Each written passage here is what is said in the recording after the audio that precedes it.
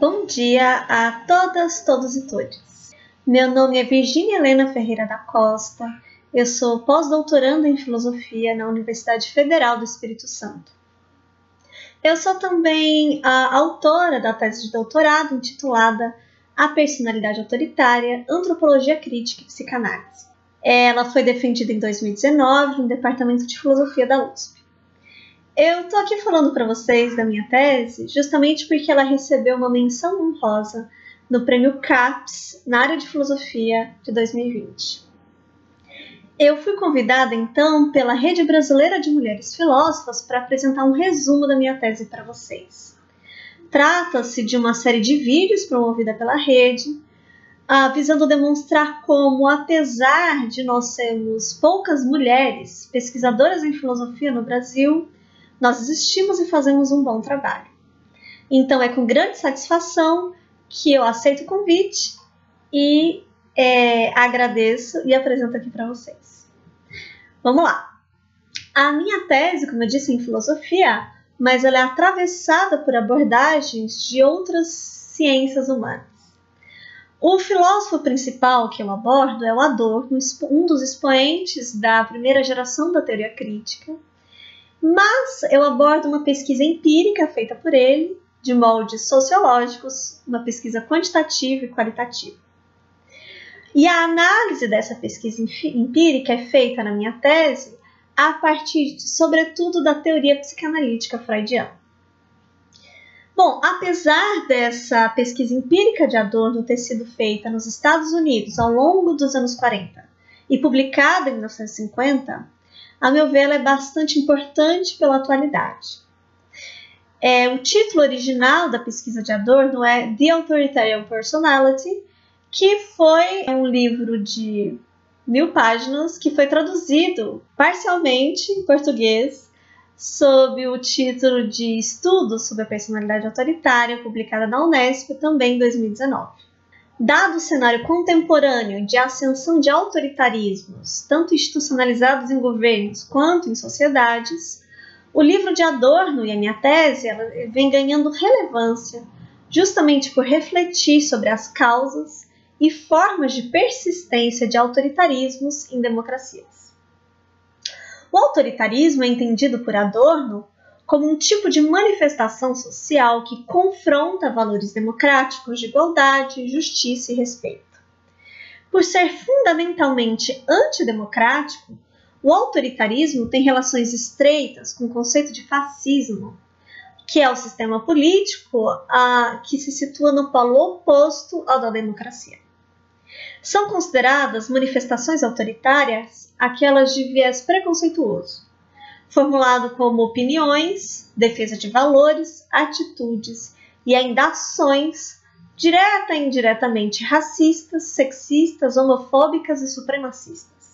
Adorno concentrou tais manifestações de preconceito no conceito de etnocentrismo, que é a fobia, medo ou contraposição a tudo que aparece como diferente de si mesmo. Mas vejam, esse si mesmo ele é tomado como o modelo de pessoa hegemônica do status quo, aquela branca, rica, ocidental, heterossexual, masculina. O Adorno segue a tese de que a gênese da formulação de estereótipos preconceituosos é localizada na realização do sistema capitalista. O capitalismo seria um sistema socioeconômico que, desde seu fundamento, só funciona produzindo desigualdades, controles, opressões, violências e injustiças. Uma vez que o capitalismo se utiliza de sistemas democráticos para se manter vigente ou para ascender ao poder, ele faz com que estes permaneçam pseudodemocráticos, a democracia nunca se realizando plenamente. Vemos então coexistirem simultaneamente em uma mesma estrutura social e, por consequência, nas estruturas psíquicas que eu analiso com Freud, os conflitos entre estereótipos de preconceito culturalmente produzidos, aprovados e naturalizados, e, de outro lado, os valores democráticos meramente vazios, formais de igualdade, respeito e justiça.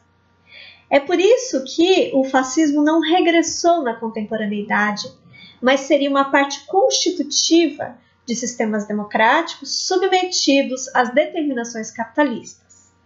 E assim, esse fascismo não tende a diminuir com o progressivo desenvolvimento da civilização ocidental, mas está na própria gênese dessa civilização ocidental. Nesse âmbito, a propaganda produzida pela indústria cultural fomenta atitudes autoritárias ao veicular como natural certa dose de preconceito, tratando como um fenômeno perene, inofensivo, um mal necessário na sociedade humana. Essa banalização do mal se consuma, então, ao serem abrandadas, escamoteadas e racionalizadas as violências que emanam do preconceito.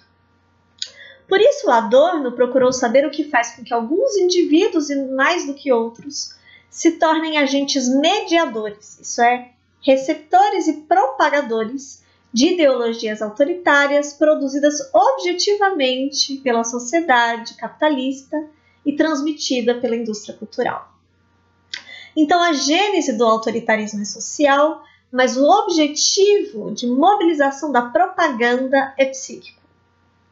A indústria cultural, quando não é democratizada para fins de igualdade e justiça, consegue não só selecionar os elementos que são apresentados como reais, descartando outros que devem ser apagados, e também toma para si a função de refletir e opinar sobre esses conteúdos veiculados e que são só recebidos como já prontos e raciocinados para os indivíduos. Em termos kantianos, digamos então que a indústria cultural esquematiza no lugar do sujeito. Contudo, tal manipulação não consegue ser completa. Afinal, as pessoas são seres parcialmente racionais e é inescapável que a própria experiência de cada um acabe revelando, ao menos em parte, a situação que os 99% das pessoas vivem sob o capitalismo. Por isso é inevitável que as determinações do capitalismo produzam em cada um de nós sentimentos de agressividade, revolta, mal-estar e sofrimentos. Mas, para que essa agressividade não se volte contra as contradições do sistema capitalista que gerou esses sentimentos, a indústria cultural transfere as insatisfações para determinados alvos já corretos, em geral relacionados a minorias ou seus representantes e ideologias. Justamente aqueles que não se enquadram no modelo hegemônico do status quo, os não brancos, não ricos, não ocidentais, não homens, não héteros, não cis. Ou seja, o nosso modelo civilizatório atual permite a liberação de reações agressivas que escapam ao controle individual, desde que sejam dirigidas a alvos previamente determinados. Assim, muito mais do que se esforçar para compreender a realidade, que é tão complexa, a indústria cultural produz uma versão da realidade bem menos confusa, baseada na distinção nós versus outros. Esse sujeito parcialmente racional e também formado para adaptação ao social, passa a não refletir sobre o mundo a partir da sua própria experiência. Por isso é bastante frequente a presença de anomalias cognitivas, como Adorno chama, nas quais as pessoas se mostram muito racionais em uma área da vida, mas em outros domínios, digamos, mais sensíveis, elas se apegam ao negacionismo científico, ao anti-intelectualismo, superstições, estereótipos, projeções, crenças e personalizações. É assim que Adorno procura demonstrar o que há de fracassado no projeto de libertação do esclarecimento humano, quando o que se encontra desenvolvido, na verdade, é apenas um criticismo formal limitado. Como vocês podem ver, então, o Adorno emprega a psicanálise freudiana não para abordar o funcionamento de mentes individuais, mas para compreender os modos hegemônicos de socialização de sujeitos ao longo do capitalismo. Nesse sentido, ele não está preocupado com aquela parcela que é específica, individual de cada um. Essa parcela que estaria muito mais relacionada à parte racional do sujeito. Muito pelo contrário, ele está interessado naquilo que se mostra objetificado e alienado.